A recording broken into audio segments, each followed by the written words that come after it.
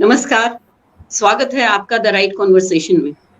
जैसा कि आप जानते हैं, हर बार हम एक नए शख्सियत को लेके आपके सामने आते हैं, उनसे जानकारी लेते हैं, उनसे कुछ सीखते हैं और आप तक पहुंचाते हैं। तो आज के हमारे गेस्ट हैं Rahul Callum. He is a lawyer, actor and theatre enthusiast. और स्वागत है आपका Rahul ji the right conversation में। नमस्कार। हाँ राहुल जी, सबसे पहले मैं आपके बारे में आपके रूट्स के लिए पूछूंगी कि आप कहाँ से हो। मैं कश्मीर से ही हूँ। जी। मैं ये कहूँ कि मैं एक मंत्र से ही स्टार्ट करना चाहूंगा कि नमस्ते शारदा देवी काश्मीर पुरवासिनी तौमहम प्रार्थे नित्यम विद्या ज्ञानम च देहि में। मैं उसी माँ शारदा की भूमि से हूँ, कश्मीर का रहने वाला हूँ। हमारा एक गांव था केलम, जो कि कुलगाम के पास पड़ता है। वहाँ के मेरे जो फादर, जो ग्रैंडफादर, वो वहाँ के रहने वाले थे। ज्यादा तो देखा नहीं है क्योंकि विस्थापन हो गया इन एग्जाइल। तो उसके बाद पला बड़ा मैं उधमपुर में हूँ, उसके बाद फिर जम्मू में आए हैं, फिर जम्मू का ही जीवन देखा है। कश्मीर तो खाली हमने सुना है कि कश्मीर क्या है, उसके किस्से कहानियां, उसका इतिहास, उसकी सभ्यता, शायद वो हमने जो देखा है वो एग्जाइल में ही देखा है। तो मुझे तो कश्मीर के बारे में शायद अगर मैं कहूँ कि वो लगाव, वो बचपन, वो मैंने ज्यादा देखा नहीं है वहां पे। वो सब मैंने जम्मू उधमपुर यही देखा है। जी हाँ, तो जम्मू उधमपुर में जो कुछ भी सीखा वो आपने अपने घर से ही सीखा। बिल्कुल। और आपने जो कि है शुरू किया, आपने शारदा माँ को पहले जो कि है याद किया, आपने उनको प्रणाम किया। तो ये बताता है कि आपकी जो कि है बचपन से ही इसकी तरफ रुझान आपको अपने घर से मिला। इसके लिए बहुत अच्छा लगा, क्योंकि जो हमारा आज का यूथ है उसको अपने रूट्स के साथ कनेक्ट होके रहना बहुत जरूरी है। और आपके पेरेंट्स को भी जो कि है नमन, उन्होंने जो कि है आपको ऐसी शिक्षा दी जो आप अपने रूट्स के साथ जुड़े रहेंगे। तो आपने बताया है कि you are an enthusiast, theatre enthusiast. What does it mean? बचपन से ही एक, मतलब जब मैं उधमपुर में था तो सबसे पहले रामलीला देखता था। तो बड़ा फैसिनेट हो जाता था मैं उसको देख के। बल्कि ऐसा लगता था कि भगवान स्वयं खुद आकर ये चीजें हमें दिखा रहे अपने, कि उन्होंने क्या किया। अपना मर्यादा पुरुषोत्तम जो उन्हें कहा जाता है कि त्याग बलिदान क्या नहीं दिया, कि जिसके ऊपर कल मुकुट सजना था और वो अगले दिन जो है वनवास के लिए निकल जाते हैं। उन्होंने ये नहीं सोचा कि मुझे तो राजा बनना है, मैं तो आराम कर सकता हूँ, लेकिन ये वो उसके लिए निकलते हैं कि मैं अपनी आने वाली पीढ़ियों को क्या दूंगा, कि मैंने एक वचन, जो पिता का जो वचन था वो नहीं निभा पाया। तो वहां से जो एक देखने को मिला कि यार बिल्कुल contact between the actor and the audience, ऐसा लगा कि बिल्कुल जुड़ाव सा लगा। शायद पढ़ने से ज्यादा वो मुझे उसकी ओर खींच के ले गया। तो वहीं से जो फिर एक थिएटर, एक रंगमंच की ओर एक उत्साहित हो गया उसको देखकर। फिर मैं रामलीला या और भी थिएटर प्लेस देखने का मौका मिला, मैं और जुड़ गया उसके साथ। तो ये मुझे सीखने को मिला वहां से। ये तो आपको सीखने को मिला, तो परफॉर्म कब किया आपने? क्या उसके लिए, एक मिनट, क्या उसके लिए आपने कोई ट्रेनिंग ली, और you are a self education आपकी हुई है टुवर्ड्स द थिएटर? ऐसा तो बचपन से ही था, क्योंकि जब मैं देखता था रामलीला तो मुझे लगता था कि मैं भी कुछ कर सकता हूँ। तो मुझे याद है कि सबसे पहले जो मैंने किया था वो था एक वर्कशॉप था, संस्कृत लैंग्वेज के ऊपर एक वर्कशॉप था, उसमें हम ज्वाइन किए थे। तो उसके बाद जिस दिन वो कंक्लूड करना था, उन्होंने काफी अच्छे फंक्शंस रखे थे उसमें। तो उन्होंने छोटा सा स्किट रखा था उसमें संस्कृत में। तो पता नहीं उनको क्या लगा मुझ में, कि शायद वो जो एक ललक थी, तो शायद उनको दिख गया। जो हमारे वहां पे जो टीचर थे, जो हमें संस्कृत के वर्कशॉप में जो हमें पढ़ाते थे, मुझे लगता है मैं 6 या 7 में पढ़ता था। तो उन्होंने बोला कि तुम्हारे लिए एक रोल है, तुम करोगे क्या? तो कीड़ा था, तो मैंने कहा हाँ बिल्कुल, मैं क्यों नहीं करूंगा। तो उन्होंने वो डायलॉग लिख के दिए। हम कोई 3 लोग थे जिनको उन्होंने चुना, उसमें 3 ही कैरेक्टर थे। तो एक मरीज का कैरेक्टर मुझे दे दिया। तो मैंने वो, चलो पढ़ के दिखाओ, तो मैंने पढ़ा, तो मुझे वो याद हो गया। तो उन्होंने बोला ऐसे ऐसे करना है, ऐसे ऐसे आना, तो कर दिया। लेकिन उसके बाद जो वो कीड़ा था वो बैठा नहीं। उसके बाद फिर स्कूल लेवल में या फिर कॉलेज लेवल में जब यूनिवर्सिटी गए, तो वहां पे भी वो एक्टिंग के और झुकाव था। फिर जो उसमें यूनिवर्सिटी में जो फंक्शंस होते हैं, डिस्प्ले योर टैलेंट या और भी कुछ जो फंक्शंस होते हैं, तो उसमें हमेशा यही स्केट, ये इनकी ओर ही झुकाव गया। तो अच्छा लगता था ये करके मुझे, तो वहीं से मेरी शुरुआत हुई। फिर उसके बाद लगा कि नहीं यार, अभी कर तो रहा हूं मैं, लेकिन शायद एक जो परफेक्शन की ओर, वो शायद पता नहीं था कि सिर्फ ये हमें जब बचपन में कोई भी जो अभी भी देखता होगा उसको यही लगता हो करना क्या है, याद करना है और डायलॉग बोलना है, ये तो सबको यही लगता है। लेकिन उसके बाद लगा कि जब देखते थे या बड़े बड़े एक्टर से बात करते थे जो थिएटर के जम्मू कश्मीर के थे, तो फिर उनको देखते थे, नहीं यार ये तो इतना बड़ा, जितना आसान लगे, कभी कभी मौका भी मिलता था तो नहीं यार जितना आसान लगता ये है नहीं, ऐसे तो होगा नहीं, क्योंकि ना हमें वॉइस मॉड्यूलेशन का पता था, ना डायलॉग डिलीवरी का पता था, ठहराव कहाँ पे देना है, क्या देना है, इमोशंस क्या होते हैं, इमोशंस देने कैसे होते हैं, क्या इमोशंस सही जा रहे हैं कि नहीं जा रहे हैं, हंसना कब है और हंसना कितना है, आपकी जो वॉइस की डेसिबल है वो कितना होना चाहिए, पता ही नहीं था। तो काफी सोचा कि अब तो करना पड़ेगा। तो फिर 2008 की बात है, हमारे जो बॉम्बे थिएटर है इसके साथ मुझे जुड़ने का मौका मिला। शायद इनका ये भी वो जो हमारे डायरेक्टर साहब थे, ये मुंबई से आए थे, तो ये भी एक जम्मू कश्मीर में थिएटर को रिवाइव करने की, खासकर कश्मीरी पंडित कम्युनिटी में रिवाइव करने की कोशिश कर रहे थे। तो मैं भी बाय डिफॉल्ट वहां से जा रहा था, तो एक एक्टर ने बोला एक्टिंग करेगा, मैंने कहा हाँ जरूर करूंगा, क्यों नहीं करूंगा। बोलता आजा भैया आजा, अंदर आजा। तो वहीं से मेरी शुरुआत हो गई, मैं बॉम्बे परिवार के साथ जुड़ा। फिर आहिस्ता आहिस्ता मैं वहां पे सीखा, जो को आर्टिस्ट थे, डायरेक्टर्स थे, या और भी जो लोग आते थे, उसमें सीनियर आर्टिस्ट भी आते थे कभी देखने के लिए, तो उनसे सीखने को मिला। और जितना जितना आप करते हैं आपकी परफेक्शन, मतलब आप सीख पाए, परफेक्शन तो नहीं कहूंगा, लेकिन आप हमेशा एक स्टूडेंट ही रहते हैं इसमें, हमेशा स्टूडेंट की तरह आपको इसमें ऑब्जर्वेशन, आपको ऑब्जर्व करना पड़ता है, क्या हो रहा है, कैसे हो रहा है, जो आपको डायरेक्टर बताए, जो आपके को आर्टिस्ट भी आपकी हेल्प करते हैं, वो सब सीखना पड़ता है, सुनना पड़ता है, और उसको फिर आपके उस जो एक कैनवस होता है, जो थिएटर का जो कैनवस होता है, उसमें उसको डालना पड़ता है। तो वहीं से मेरी शुरुआत हुई थिएटर की। तो मैं दर्शकों को ये बता दूं कि राहुल जी जो कि हैं, ये उम्मीद के एक बहुत ही अच्छे एक्टर हैं, और इनकी जो कि है एक्टिंग की तारीफ तभी हो सकती है अगर आप लोगों ने इनके नहीं देखे हैं, प्लेज नहीं देखे हैं। तो मैं राहुल जी आपसे ये पूछूंगी, आपका सबसे पहला वाला कौन सा प्ले था उम्मीद के साथ? ये एक ऐसी कहानी है जो मुझे इमोशनल भी करती है, और मैं शायद कहता हूं कि अच्छा भी हुआ। जब मैंने कहा कि मैं सबसे पहले जुड़ा उम्मीद के साथ, तो वो उन दिनों एक पहला प्ले कर रहे थे चौपरी गाश। उसमें मुझे कैरेक्टर मिला, मैंने काफी देर तक रिहर्सल की। मैंने वही कहा ना कि याद तो होता था, लेकिन डायलॉग डिलीवरी का पता नहीं था, ठहराव कहाँ पे देना वो पता नहीं था। मैं आता था, चेप देता था डायलॉग, वो मुझे तो सारा डायलॉग याद है। तो शायद इनको लगा कहीं पर कि नहीं ये थोड़ा सा कर नहीं पा रहा है, क्योंकि पहला प्ले था, ये भी थोड़े डरे हुए थे कि नहीं क्या होगा। तो मुझे एक बारी हमारे डायरेक्टर साहब ने बुलाया, मैं अगले दिन गया, रिहर्सल पे जाना है, तो मैं पहुंचा वहां पे। तो इन्होंने मुझे कहा कि यार राहुल, ऐसी ऐसी बात है कि तुझसे हो नहीं पा रहा है, लेकिन मैं नहीं चाहूंगा कि तू छोड़ के निकल जाए, मैं चाहता हूं कि तू रहे, देखे, समझे। शायद तुझे बुरा भी लगे, तुझे शायद और भी कोई कहे कि तुझे बुरा लगेगा। अंदर जो था एक, वो शायद वो ललक जो थी, शायद मेरे डायरेक्टर साहब ने देख ली वो, कि नहीं इसमें है, सीखता है। तो उन्होंने मुझे कहा कि अगर तू छोड़ के मत जाना, मैं यही कहूंगा कि छोड़ के मत जाना, यहाँ पे तुम्हारा फुल स्टॉप नहीं लगने वाला है। जो अगर इसके आगे तुम रहोगे तो तुम सीख के ही जाओगे, मैं तुम्हें गारंटी देता हूं। मैं तुम्हें आज तुम्हें मैं निकाल रहा हूं, कल तुम कभी ना कभी मेरे प्ले में एक मेन लीड भी करोगे। ये इनकी लाइंस थी जो मुझे हमेशा मुझे याद है, ये उन्होंने मुझे कहा था। मैंने कहा भैया नहीं, मैं तो निकलने वाला हूं नहीं, मैं आया हूं तो मैं सीख के ही जाऊंगा।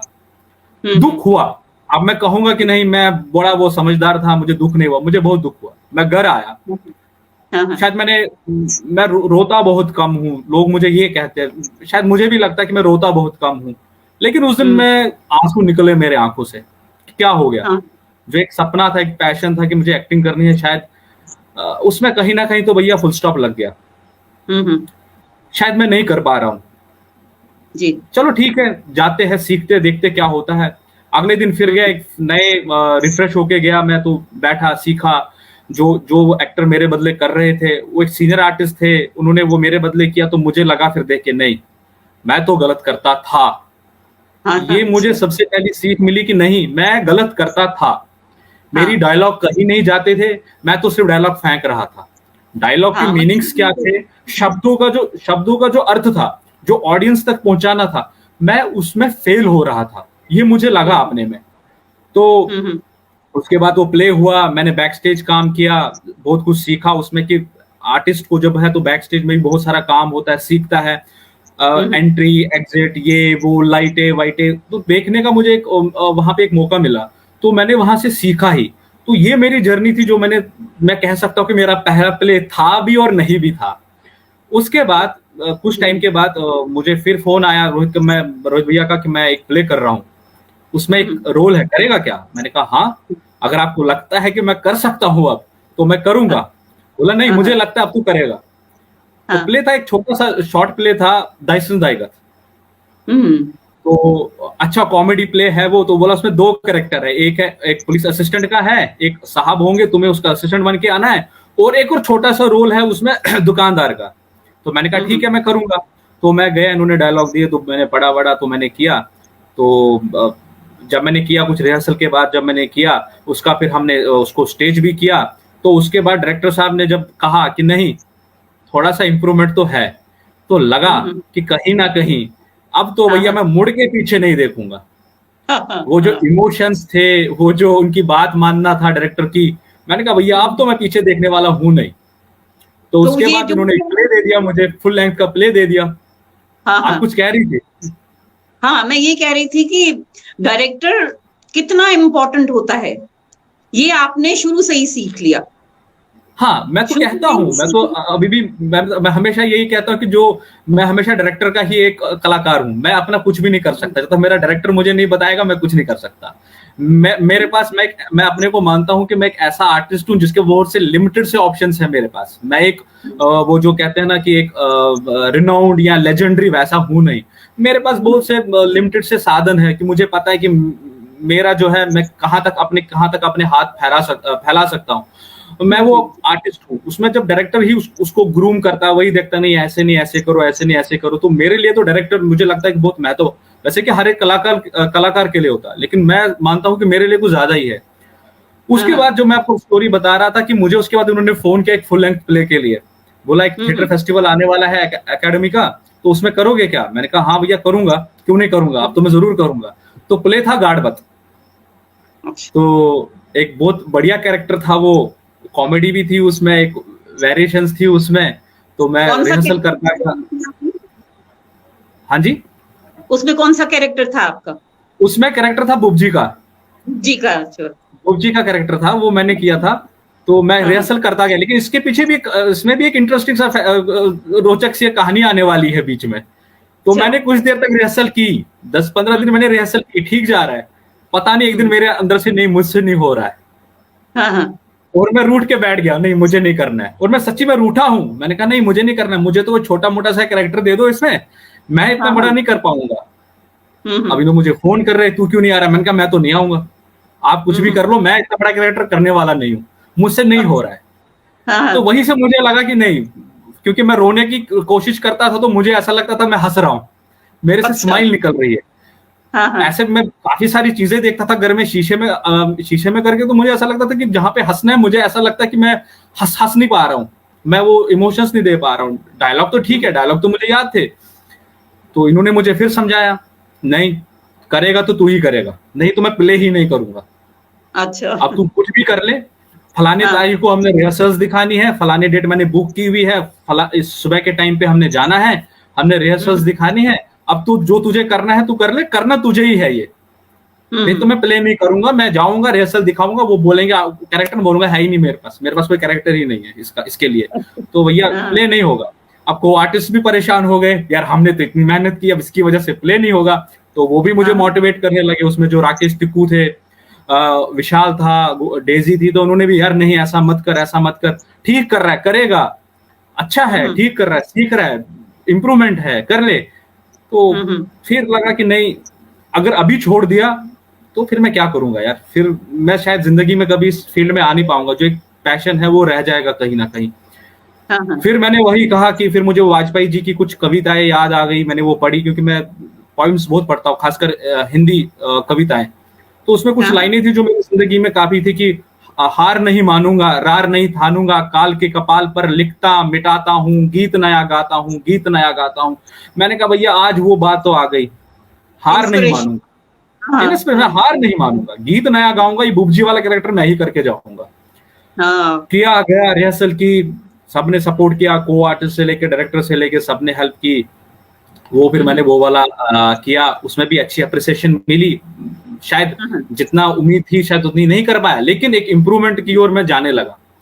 लोगों ने बोला, जो जो जिन्होंने मुझे फ्रॉम डे वन देखा है, तो उन्होंने बोला कि नहीं इम्प्रूवमेंट है, अभी और सीखना है। सीखना तो अभी है, पूरी उम्र सीखना, लेकिन अभी और सीखना है।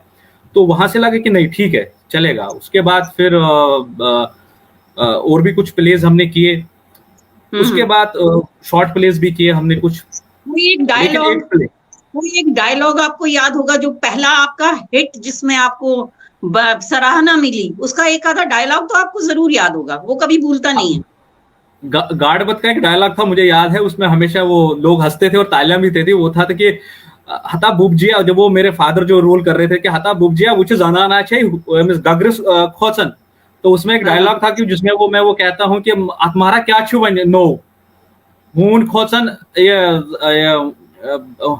ब्रर खोचन हून खोचन, ऐसा ही कुछ है वो डायलॉग। मुझे पूरा याद नहीं क्योंकि काफी पहले मैंने, तो उसी में था वो। बहुत अच्छा डायलॉग था। और उसमें थोड़ा मैं उसे म्यूजिकल टच देने की कोशिश करता था, और म्यूजिकल टच तो लगता नहीं था, लेकिन वो कॉमेडी हो जाता था। फिर वो जो मेरे क्वार्टर्स तो ऐसे ही बोल रहे थोड़ा म्यूजिकल टच, डायरेक्टर साहब इसको थोड़ा म्यूजिकल टच ही देना, ये लगता है कि बेसुरा है, गाने की कोशिश कर रहा है और अपनी बात कह रहा है।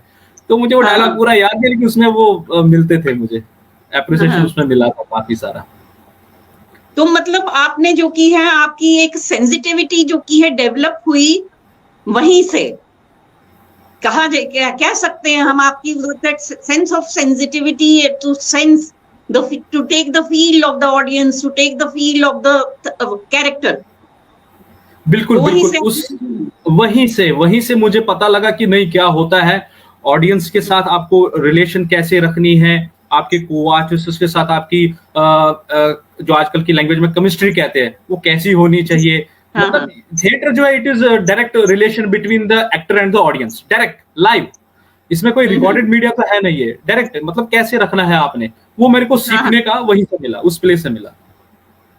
तो आपको क्या लगता है कि जो वर्बल आर्टिकुलेशन है, जो जैसे आपकी डायलॉग डिलीवरी है, is that important, and what else is important for a stage show when you are going to the stage? जब आप स्टेज पे होते हो उस वक्त आपकी वो वर्बल जो आपके डायलॉग्स हैं वो ऑडियंस तक पहुंचाना उतना ही है कि और कुछ भी है उसके साथ मिला हुआ? ये मैं इसलिए आपसे पूछ रही हूं ताकि हमारे जो देखने वाले हैं, सुनने वाले हैं, उन्हें भी पता लगे कि आफ्टर ऑल थिएटर है क्या। आपकी मैं मानता हूं कि जो डायलॉग राइटर ने लिखे हैं उसने काफी मेहनत की होती है उसमें लिखने के लिए। हर एक चीज को वो चाहता है कि ऑडियंस तक डायरेक्ट पहुंचे, तो उसमें एक जरिया जो होता है वो आर्टिस्ट ही होता है।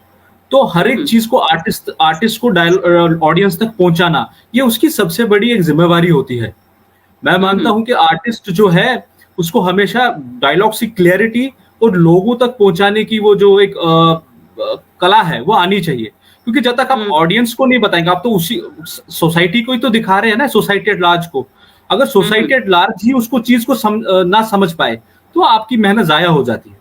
और मतलब थिएटर का तो यही होता है, क्योंकि थिएटर जो है इसका जन्म ही इसके लिए हुआ है। अगर हम वैदिक काल से देखें, जो नाट्य शास्त्र लिखा था भरत मुनि ने, उससे पहले जो ब्रह्मा जी ने जो नाट्य वेदा, मतलब इसको फिफ्थ वेदा भी कहा जाता था, उसमें भी यही कहा था कि जब लोगों में मॉरल टैट्यूड का हो गया था, मतलब इमोरलिटी आ गई थी, कि अब डायरेक्ट कैसे लोगों तक इस चीज को पहुंचाए जो उनको सुखद लगे, जिसे मैं वर्ड सुखद, उनकी आंखों और कानों के लिए सुखद लगे, उसमें ये चीज लिखा हुआ है कि सुखद लगे।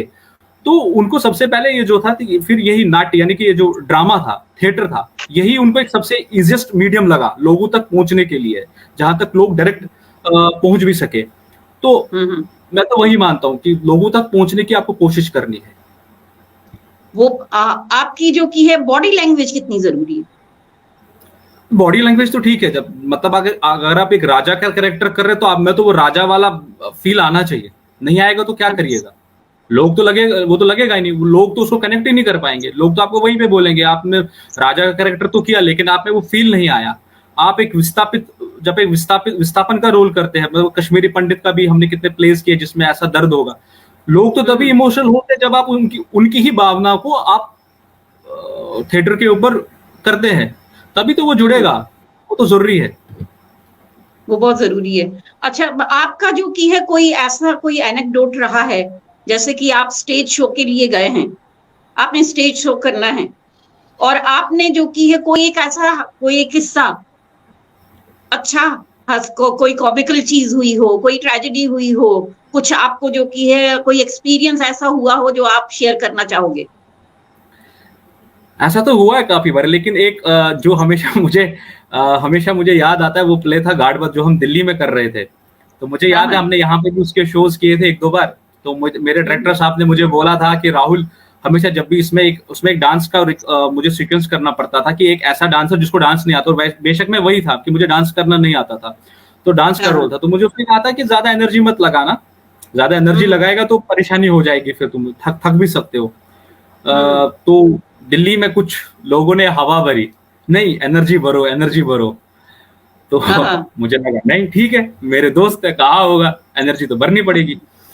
मैंने एनर्जी भरी, और वो जैसे वो आते हैं, उसमें कैरेक्टर होता है कि मैं डांस करता हूँ, जो मेरे फादर बने, तो वो आते हैं मुझे पीछे से किक करते, हाता पे यात्रा सुंदोक में गार्ड डालने का सदो में से जांगन दाग। तो वन चुका ही तो डांस करन। तो वैसा था कि मैं जब जैसे ही वो जो मेरा डायलॉग था, डैडी मैं किसने मारा वो होता है इमेजिन इस पेट लाइन स्वीटी पे में जनाइन थी, तो मैं जैसे ही डायलॉग बोलने लगा तो मेरे से डायलॉग नहीं निकले, मेरी जो सांस थी वो फूल रही है, मुझे ऐसा हो रहा है डैडी मैं मारा कस्टर्ड मारा वो मैं मारा को इस पर, तो मेरे से डायलॉग ही नहीं निकल रहे। अब मैं क्या करूं, लाइव है, रिकॉर्डेड है नहीं कि कट थोड़ी देर रेस्ट करो तो आइए। तो एक होता है कि को आर्टिस्ट के साथ, तो मेरे जो दूसरे आर्टिस्ट जो मेरे फादर का रोल कर रहे थे, बहुत अच्छे एक्टर है वो, राकेश टिक्कू। तो मैंने एक ऐसा मौका लिया, उनके कान में बोल रहा हूँ कि राकेश भैया मेरे से डायलॉग नहीं निकल रहे, मेरे डांस के चक्कर में मेरी सांस फूल गई है, अब आप चला लो जब तक मेरी सांस आती है। लेकिन वो भी हमने ऐसे किया कि लोगों को लगा कि ये कुछ कर रहा है, तो उन्होंने फिर वो संभाला। ये मेरा जिंदगी का एक, मतलब मैं क्या बोलूं, मैं इसमें हंसू या रोऊं, एक आर्टिस्ट मतलब एक स्टेज पे खड़ा और वो इतनी बड़ी गलती कर देता है, वो मानता नहीं है अपने डायरेक्टर की बात।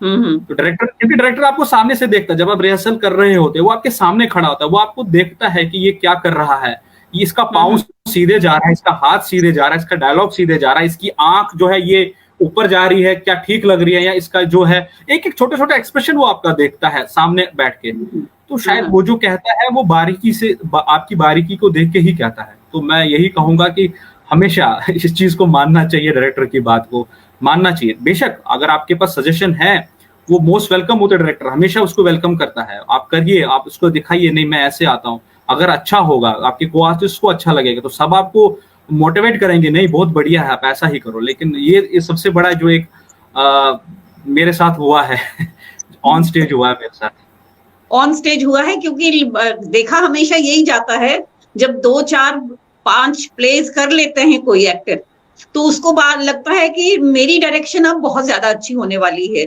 इसमें जो की है उसको इतनी कॉन्फिडेंस होती है कि मैं ही अच्छा कर सकता हूँ, और उसकी सजेशन नहीं रख के, वो सजेशन दे के नहीं, मतलब अपना ही एनैक्ट करना शुरू हो जाता है। वो क्या समझते हैं उसके बारे में आप? ऐसा होता है, लोगों को लगता है कि बस अब मैंने सीख लिया, मुझे अप्रिसिएशंस मिली, मुझे स्टैंडिंग ओवेशंस मिले, एक ईगो सा आ जाता है। ये शायद मेरे में भी आया था, मेरी जिंदगी के एक फेज में भी आया था, शायद मैंने उस प्ले की भी बात ही नहीं की, जिस प्ले के बाद मेरे में ईगो आया था, मेरे में एरोगेंस आई थी बहुत ज्यादा। मैं मानता हूं, मैंने कुछ साल फिर काम नहीं किया, मैंने उसी को फिर ढूंढना चाहा कि मेरे में कहां पे गलती है। फिर मुझे लगा कि नहीं, एरोगेंस तो थी मेरे में, ईगो तो था मेरे में, मैं अब परफेक्ट हो गया हूं, मुझे अब सब आता है।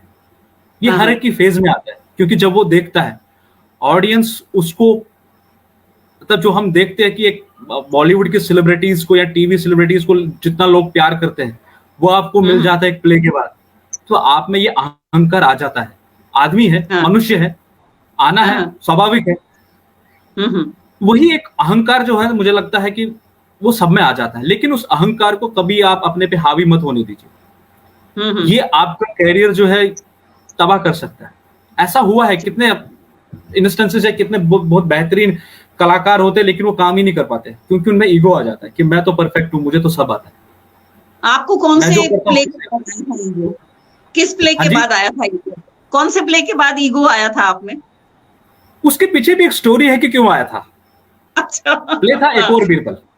मैं पूरी स्टोरी हाँ बताना चाहता हूँ, मैंने तभी उसका जिक्र पहले नहीं किया। मैं चाहता था कि ये उठे और मैं अपनी आज दिल की बात करूं, क्योंकि मैं आज जिस पेज पे हूँ, वमेद वमेद मेरी हाँ माँ की तरह है। जी। मैंने जो सीखा है, मैं जहां पर हूँ, मेरा जहां पे नाम है, अगर मेरे एक्टिंग में कहीं नाम है तो उसमें सबसे ज्यादा कंट्रीब्यूशन अगर है तो वमेद फैमिली का है। हम्म। मैं तो आज अपने घर की चौपाल पे बैठ के बात कर रहा हूँ। मैं तो दिल ओके। खोल के बात करूंगा। मैं तो आज वो डिप्लोमेटिक वाली बातें नहीं करूंगा, जबकि मैं कर सकता हूँ बिल्कुल सही। कि मैं अपने लिए सब अच्छा ही बताऊंगा, मैं तो बड़ा बेहतरीन हूँ, मैं ये हूँ, मैं नहीं। मैं आज हाँ दिल खोल के सारी बातें करना चाहता हूँ। मेरे जो इतने सालों का जो अंदर जो था, पीड़ा कहिए या खुशी कहिए, जो भी था अभी तक जो मिला है, वो शेयर करना चाहता हूँ लोगों के साथ इस हम्म चौपाल के थ्रू। हम्म। प्ले था एक और बीरबल। अच्छा।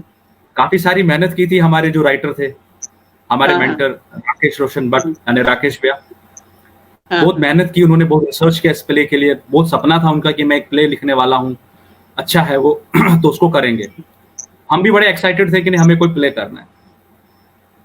प्ले की स्क्रिप्ट्स आने लगी हम्म तो मैं डायरेक्टर साहब के साथ होता था। हम्म मैं उन्हें हमेशा अपना बड़ा भाई मानता हूँ। हम्म।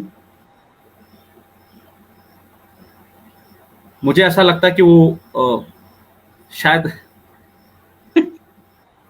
बोल ही दो। जिंदगी का कुछ ऐसा फेज आया था जब मैं उनके साथ बात नहीं हाँ करता था। हाँ हाँ।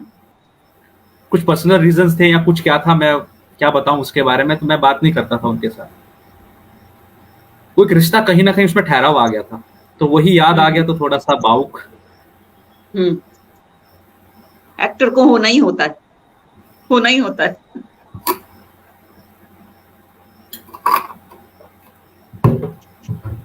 प्ले था, हम्म बोला भैया स्क्रिप्ट आ गई है, तुम्हें मैं कैरेक्टर देने वाला हूं, तुम्हें वो करना है। मैंने कहा ठीक है। कुछ दिन के बाद इन्होंने मीटिंग बुलाई, कुछ आर्टिस्ट को भी बुलाया, बाकी भैया ये है, तो मुझे स्क्रिप्ट ही नहीं मिल रही है। मैंने कहा ठीक हाँ है, मेरा कोई कैरेक्टर होगा छोटा सा, इतना बड़ा प्ले है, मतलब ये तो बहुत बहुत बड़ा प्ले है, जिसे मैं मानता हूं कि ये एक इट वाज लाइक वो जो एक मूवी आई थी बाहुबली टाइप, जिसने हाँ। लोगों को बड़ा दीवाना कर दिया था। मैं इसको उस स्टेज उस उसने भी किया। टाइप हाँ। का मानता हूं मैं उसको। हम्म तो मैंने कहा ठीक है, मिलेगा। तो एंड पे एक कैरेक्टर मुझे दिया जाता है, जो एक ही कैरेक्टर बचा। मैंने कहा अभी तक जो मैं स्क्रिप्ट में पढ़ रहा था, क्योंकि मैंने ही सबको पढ़ के बताया कि क्या स्क्रिप्ट है क्या है, तो मैं वो पढ़ के बता रहा था। हम्म मैंने कहा ये कैरेक्टर भी गया, वो कैरेक्टर भी गया, तो मैं अंदर से एक कैरेक्टर ढूंढ के बैठा था कि मुझे ये नहीं तो ये तो मिलेगा ही मिलेगा। तो हाँ। मुझे बोला भैया ये आपका स्क्रिप्ट है, ये आपका रोल है, अब आप करिए इसको। तो मैं खोलता हूँ, वो था कैरेक्टर पंडित बीरबल दर का, द मेन हम्म, जिसके ऊपर स्टोरी है, वो मुझे दिया जाता है।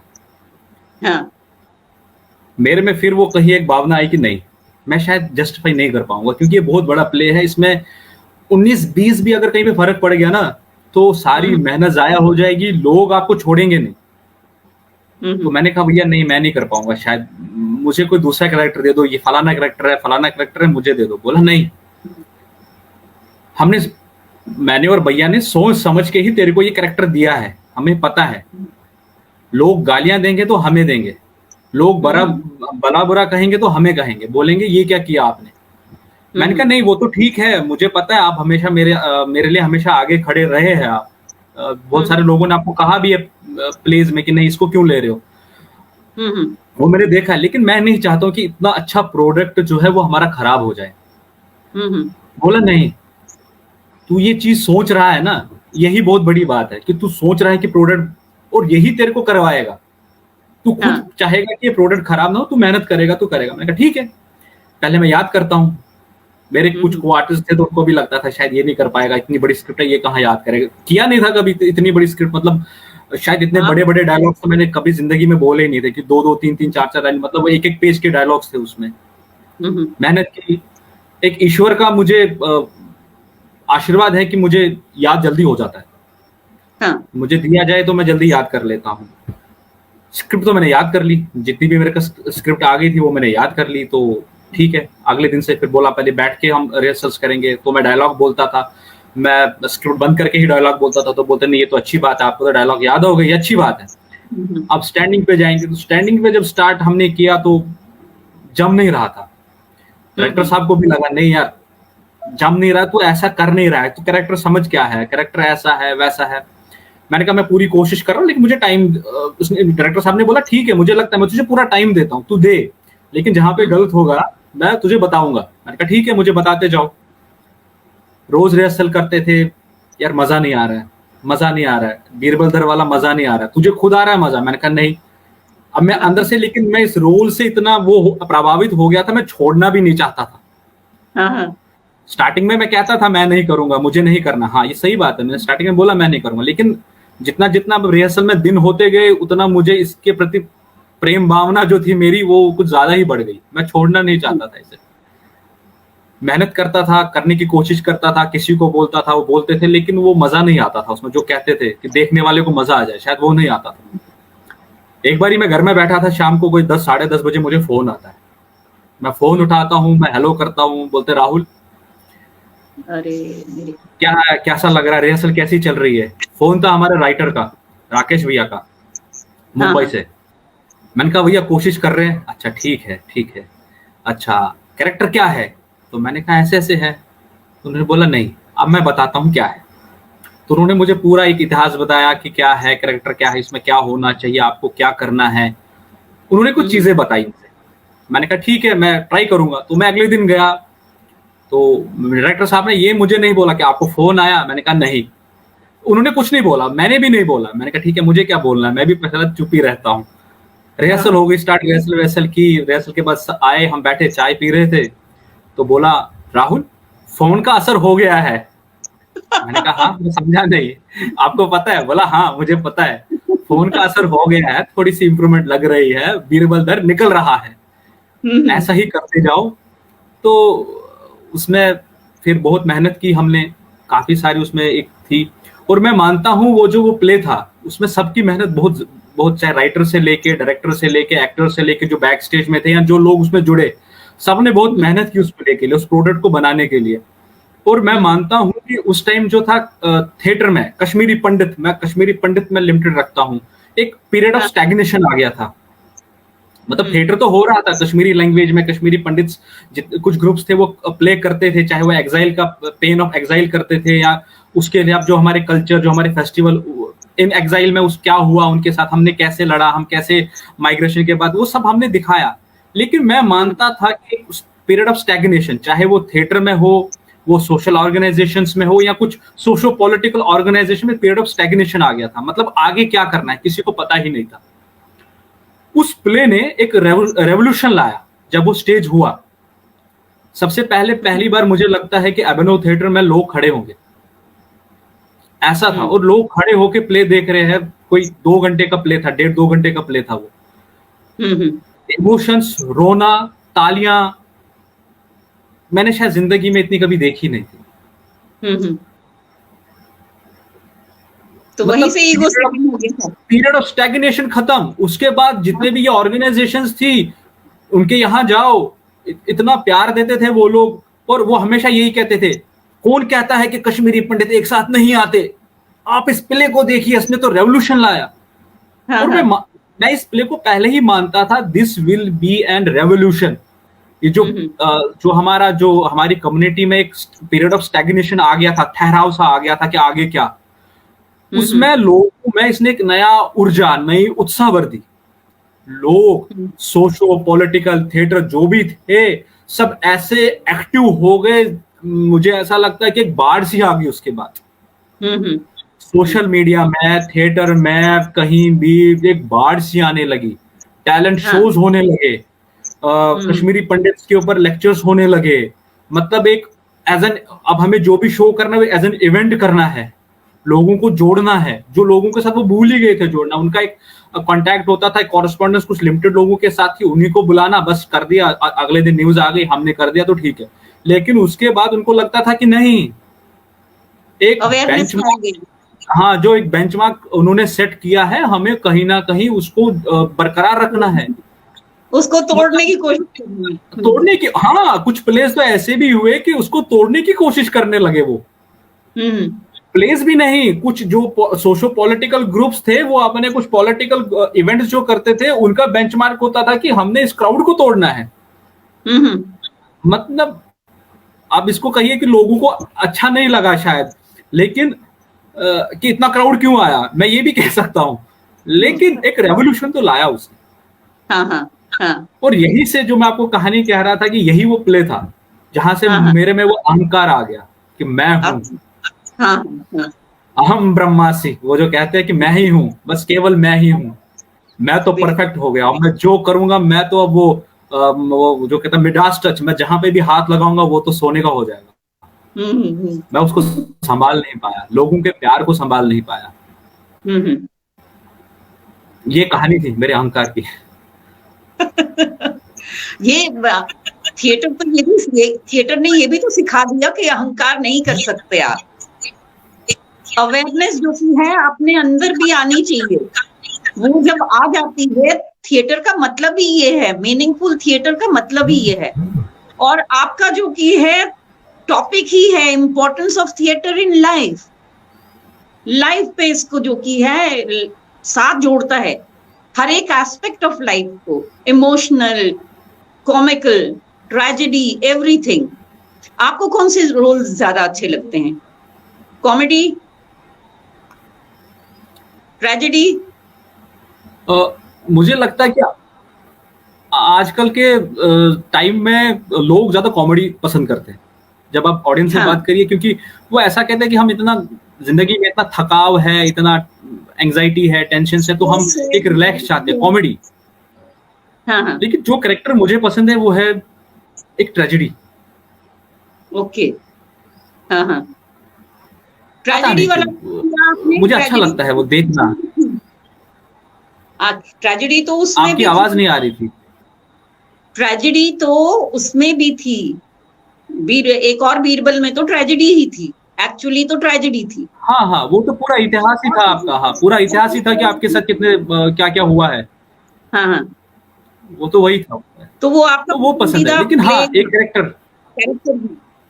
हाँ वो कंप्लीट प्ले, मैंने कहा ना वो एक कंप्लीट प्ले था। मैं तो उससे प्ले से भी बढ़कर, जो मैंने सबसे पहले कहा कि वो एक प्रोडक्ट था जिसने पूरे कश्मीरी पंडित समाज को रेवोल्यूशनाइज कर दिया। खाली कश्मीरी पंडित ही नहीं, जो जम्मू में थिएटर से या जो हमारे जम्मू के डोगरा भाई है, उनमें भी एक रेवोल्यूशन लाया उसने कि नहीं, हाँ हमें भी कुछ ऐसा प्रोडक्ट बनाना चाहिए जो हमें करना चाहिए। और उन्होंने काफी कोशिशें की उसके बाद वैसा कुछ करने की। वो था। हाँ अच्छी बात है। अब ये जो कि है आपका अपना एक्सपीरियंस जो रहा आपका एक और बीरबल के साथ, आप जो कि है एंथुजियास्ट जो नए होंगे, जो नए हैं, जो आते हैं थिएटर की तरफ, उनके लिए क्या संदेश देंगे? देखिए, मैं हमेशा यही कहता हूं कि हमेशा अगर आपको कुछ आता भी है, जब आप थिएटर में जाते हैं तो आप ऐसा जाइए कि मुझे कुछ भी नहीं आता। आप कभी थिएटर में कह नहीं सकते कि मैंने अब इतने प्लेस कर दिए, मैं एक परफेक्ट हो गया हूं, कि मुझे सब आता है, मुझे सब पता है, मुझे ये भी पता है कि एंट्री कैसे लेनी है, एग्जिट कैसे लेना है। छोटी सी चीज बता रहा हूं मैं। आप कभी सीख नहीं सकते। थिएटर इतना वास्ट है कि आपकी पूरी उम्र निकल जाएगी इसको समझते समझते। इसमें इतनी सारी चीजें जो तो हमने सुनी नहीं होगी। अगर आपको देखना है कि कितना वास्ट है तो नाट्य शास्त्र पढ़िए, आपको ऐसा लगेगा कि आप तो कहीं पे है ही नहीं। तो हाँ हमेशा जब भी आप आइए तो ओपन माइंडेड होकर आइए। आप ये मत सोचिए कि मुझे आता है, मैंने फलाने में काम किया, फलाने ग्रुप के साथ काम किया, फलाने के साथ काम किया है, मैंने तो अमिताभ बच्चन के साथ काम किया, मैं तो बहुत बड़ा एक्टर हूं। नहीं, इवन कि अमिताभ बच्चन भी यही कहते हैं कि जब भी मैं एक्टिंग के पहले शॉट देने जाता हूं तो मैं यही देने जाता हूं कि this is my first shot और मुझे कुछ नहीं आता है। वो वाला एटीट्यूड आप में होना चाहिए, तभी आप इस फील्ड में एक्सेल करेंगे, नहीं तो आप नहीं करेंगे। हाँ बिल्कुल। आप आगे ही नहीं बढ़ेंगे, क्योंकि हाँ, जब तक आप में सीखने की ललक नहीं होगी तो आप आगे बढ़ेंगे ही नहीं। ये तो फॉर श्योर मैं आपको बता रहा हूँ, नहीं बढ़ेंगे आप आगे।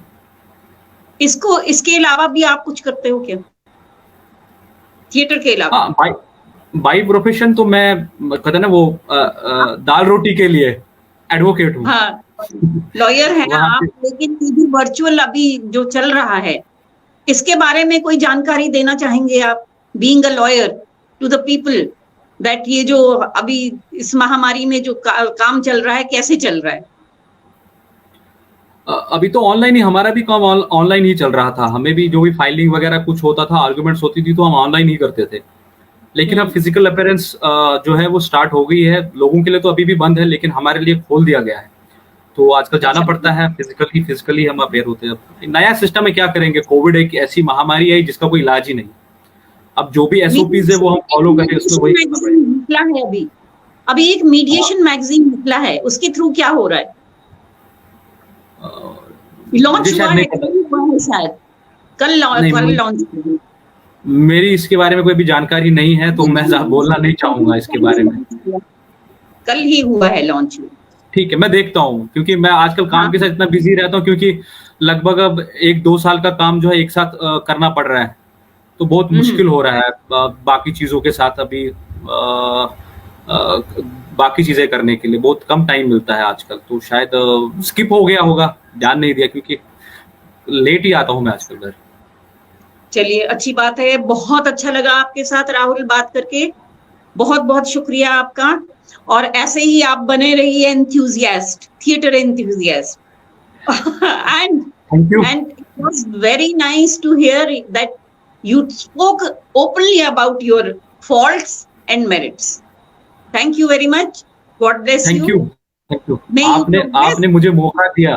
आपने मुझे मौका दिया। मेरे को बहुत अच्छा लगा कि मैं आज अपनी दिल की बात कर पाया, और मैंने वही कहा कि मैं आज अपने फैमिली के चौपाल पे बैठ के बात कर रहा हूँ। बड़ा मुझे पता है वो ऐसा कुछ नहीं कि मुझे ये कहना है वो कहना है, जो आए मन में वो कह दो। यही तो जिंदगी है, यही तो थिएटर भी यही सिखाता है। और थिएटर आपको मैं हमेशा जो भी आपके अनआंसर्ड क्वेश्चंस है, उसका जो आंसर है वो आपको थिएटर, अगर आप थिएटर्स के साथ जुड़े हैं तो आपको हमेशा उसका रिप्लाई मिलता है। ये है। मैं जाते जाते एक डायलॉग बोलना चाहूंगा बीरबल का, जो बहुत अच्छा है। हाँ। उसमें कहता है कि उसको बीरबल को कि तो आप बहुत महान है, तो उसमें वो कहता है कि महान मैं नहीं, मेरे अंदर की अच्छाई और सच्चाई है जो हर इंसान में होती है। बस समय आने पर वो सच्चाई और अच्छाई की आवाज को सुनना चाहिए। मानवता पे जब जब संकट आएंगे तो एक और बीरबल वही करेगा जो मैंने किया। ऐसे ही हर एक समय में एक और बीरबल आएगा, एक और बीरबल आएगा, एक और बीरबल आएगा। ऐसे तो नहीं चलेगा, बीरबल बन के बताओ। बीरबल के कैरेक्टर में घुस के बोलो, उसके कैरेक्टर में आ जाओ और बताओ। ठीक है।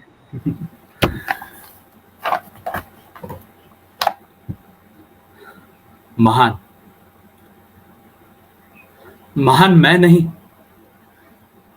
मेरे अंदर की अच्छाई और सच्चाई है जो हर इंसान में होती है। बस समय आने पर उस अच्छाई और सच्चाई की आवाज को सुनना चाहिए।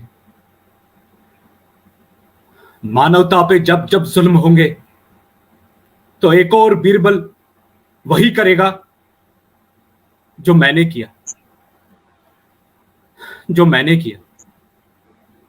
ऐसे ही हर दौर में एक और बीरबल आएगा, एक और बीरबल आएगा, एक और बीरबल आएगा।